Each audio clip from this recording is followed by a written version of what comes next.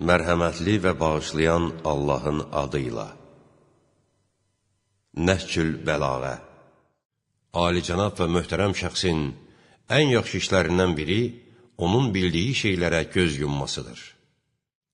Həya hər kimə öz libasını geyindirsə, xalq onun eybini görməz. Çox susmaqla vüqar və əzəmət yaranır. İnsaflılıq nəticəsində birləşənlər və dostlar çoxalarlar.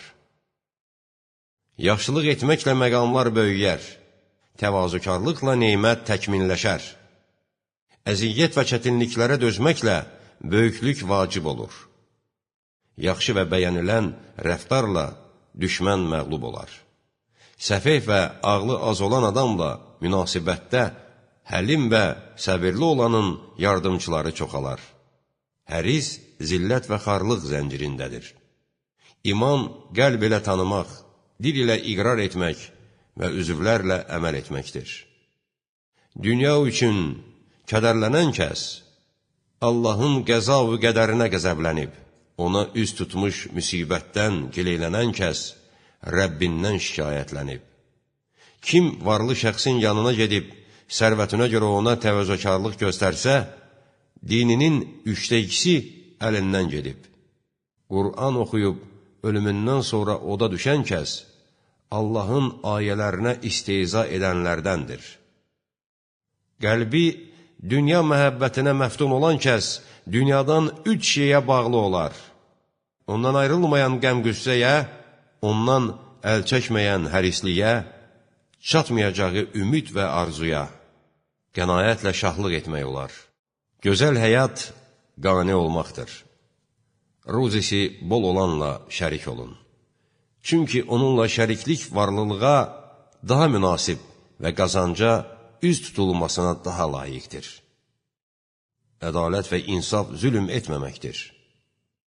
Yaxşılıq etmək isə cömərtlik və bəxşişdir.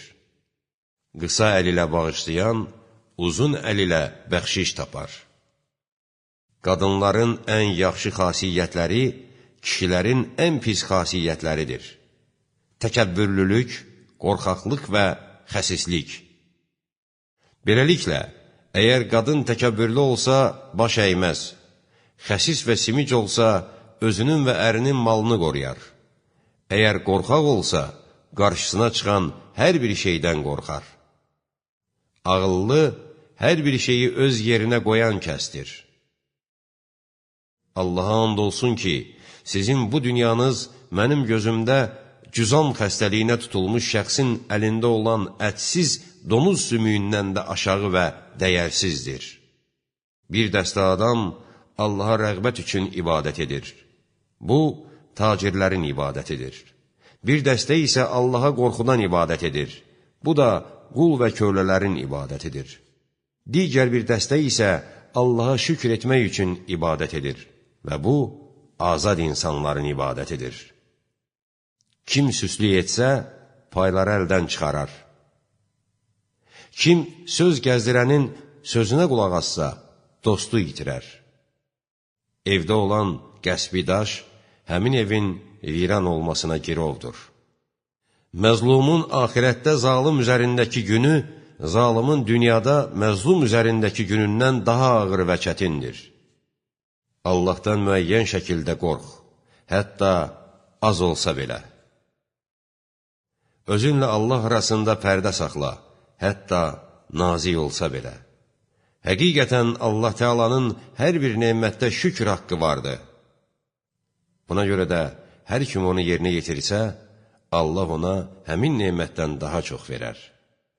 Kim o haqqı yerinə yetirməkdə səhlənkarlıq etsə, Allah həmin neməti məhv olmaq və əldən çıxmaq təhlükəsinə atar. İmkan və qüdrət çoxalan zaman istək və meyl azalar. Nemətlərin uzaqlaşmasından qorxun ki, hər qaçan geri dönmür.